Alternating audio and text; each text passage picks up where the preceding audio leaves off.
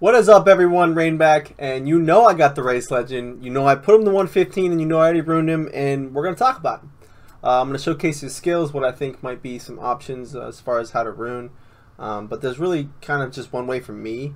You can definitely, have your own opinion on that, but this is just kind of how I'm going to rune him. We're going to talk about the new event, the new Progressive Island, the new Nemesis legend, and then we have to talk about the new breeding event.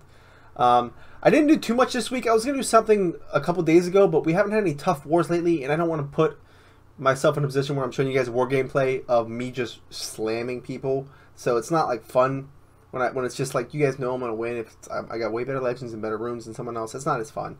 So I didn't do that, and I was going to do something for the epics. That epic, I bought a couple packs because I love Kaori, and I wanted to rank up my Mothman a little bit too, because I love Mothman. I'm really loving that epic, because for me, epics are more about skills than they are stats. So as long as you can get them to get 1 or 2 turns in, they can definitely make a difference, and I'm going to show you one that is going to make a huge difference very soon. But SHORK. Alright, this was the race legend. I want to apologize. I'm so sorry to everyone. I should have never put out that video on like, hey, we have a couple spots open, because as many of you can imagine, there was a lot of people that wanted to get in, and I had no control over it, and I'm sorry. I shouldn't have done that, and I won't do that again. I hope a lot of you had a chance to at least get the race legend, or at least some good rewards. I mean, Cabinfish is still one of the best legends in the game. I'm actually going to use him as my new favorite team speed legend. I'm going to take off what I have of him and give him all team speeds, because he's just so well-rounded with the stun and the freeze and the precision. He's great, immune to freeze, fantastic legend. So hopefully you at least got him. But SHORK, okay, got on the 115, sped it all up. He is definitely an attacker, and he has one support skill, but it's not a team. It's not really a team support skill. If you use him as an attacker, you don't really need that skill, and I'll kind of show you why. So he's in 3 books, and he's also in the nature category. So you see he's in the Sea book, the Evil Legions, and Families. So one of the things why I chose the runes that I did for my SHORK was because in the Sea category, almost always you're going to see General Deities. And very recently, a new addition to the books have been Cryotan, the water race legend from the last race. He's also water legend, and SHORK has an extra turn skill that gives him Water Hater. And if you see Cryotan, which you very well could, and if you see Thetis, which you probably will, this is one of the best attackers to counter them. So the reason why I chose this is because I'm a little higher than some people. The very common way that you can run this legend is just 2 strengths and a speed. But I chose to run the team speed because at 115, I shouldn't have too many problems getting ahead of someone, but I like being able to put a good kind of well-rounded legend on defense, and for me, I don't like putting a legend on defense if he's an attacker, if he doesn't have team speeds. It's a very good tactic to put on defense because it scares people. People don't know how fast their legends are going to be if they don't know if they can go faster than the other person. So that's why I put a team speed on him, but I definitely went overkill on the runes. I'll show you very quickly why. Okay, so the skills that I would recommend, actually let's just show it right here. The skills I'd recommend are the Moderate Nature, which is like a 45 damage AoE, nature-based, heavy special with days, the Water Hater and extra turn, always run the extra turn skill, and then massive nature damage to 1 enemy. No cooldown on that. If you really know you have to kill 1 enemy, that the only one that say they either have life runes or they'll have speed, and there's 1 attacker, kill the attacker if you have to, and then just go away through the battle the way you would regularly. But the super is like a 70 damage bleeding special base attack, so that's pretty cool. But I'll show you exactly what I mean. How I might have gone too far on the the runes, because they're not necessary. I'm pretty sure you can get away with a 5 and a 6 with the Water Hater. If you're fighting water legends, which you probably will see Cryotan and Thetis, this legend is insanely strong. He's buffed right now, so always take that into consideration. But let's just say, even without, I mean, I have good runes on him, so let's just disregard that. So disregard, say you disregard half the damage, or yeah, half the strength that he has, and he's still doing 80. Is that 82,500? Take that in half, and it's probably still more than that. But he's going to be doing an insane amount of damage to water legends, and I have no question in my mind that anyone with regular runes should be able to wipe a team if they're all water legends. But again, he's still got a really strong AoE. I wouldn't run the precision and damage boost because he's the one that needs it, and there are other options as far as attackers that can give themselves a regular damage boost, or just supports that can do it for him. So if you have a support legend that has 3 team speeds or a speed and 2 team speeds, then you can give him the boost. So that's what I would recommend. So I do kind of like this legend. Plus, it's a nature 115, and for free. I mean, I skipped a couple epics for the team, but other than that, I mean, this was an easy win for us. Congratulations if you got in again. I'm sorry that some people didn't get in. For SHORK, this one is a much better support, as SHORK is an attacker. I don't quite know this skill if it's correct or not. Applies damage boost, double damage, and winged hater to all allies, which is kind of going to be insane if that's a double that stacks on a regular damage boost. A very heavy nature based attack, a stun. This one I like right here. Bleeding, moderate nature, AoE, and then removes all negative status effects from allies. Applies nature weakness and daze to all enemies. That's actually a pretty good skill. I'm probably going to pick this one up. And the trait's actually pretty good. It's basically just a little better than tough, but not as good as the generals. And then now we have currently the Progressive Island. And the Progressive Island, it's going to sound funny, but if there's one legend I'm really excited for, it's Bonnie Bark. This epic is really impressive. On top of being in 3 books and 2 different categories, it has the best trait for a lot of battles, because I mean stun and freeze are great, but I think possession's still really good too. But check out some of these skills. It's such an amazing epic that I don't even almost know what to say. The first one I want to talk about is the AoE possession and AoE total blind. Now, it doesn't really make complete sense, because if you're going to total blind all enemies, then obviously the possession is not going to do anything. But there are some enemies that are immune to possession, and then the total blind is just always going to hit. But I guess if you were to miss the total blind but land the possession on an enemy, that's still fantastic. So insane regular skill for an epic, probably one of my favorite of the 3. But that's not all. It's got an AoE blind with moderate dark damage, applies double damage, damage boost and precision to all allies with removing all negative status effects. That's one of the best support skills, especially for an epic.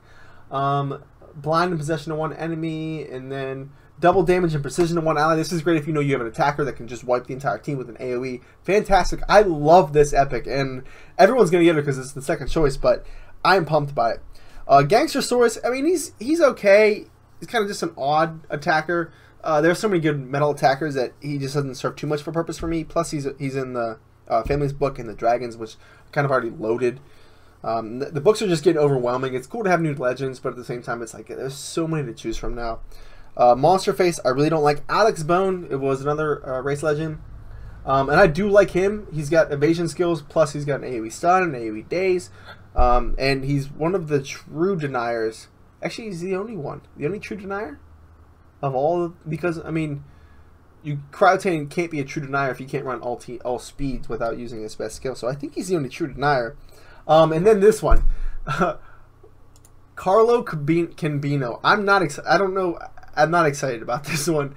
Hardened in 2 books, but his skills are lackluster. Massive dark damage to one enemy. Applies stun hater to itself and moderate dark damage to all enemies. That's okay. And I just, he's going to go second, so if he's already applying stun hater after the first turn, he's not going to be able to use it on the first turn, which is probably when you're using it. Removes 30% of life from one enemy. I hate that skill. That skill only works on like bosses and a couple of like super high ruined tanks. Another high damage attack, and then this one is probably the only other one I can think of besides he's got another stun. Damage boost, regeneration, stamina regeneration, and haste. That's kind of cool, but it doesn't give him an extra turn. So I really am not crazy about this legend. He's got a really high power. Remember, this is a great power, but in a game of numbers, whether this said 3498 and 3320, he still has not great skills. So I'm kind of going to pass on ever using this one. But Canine, this one is actually really good. This rivals Loom for the best denier in the game. I mean, it can't compete with Loom because of the trait, but as far as skills go, activates all cooldowns on all enemies and applies guard down on enemies, and that's not even the best skill. I think the best skill is this one if you can't use this one.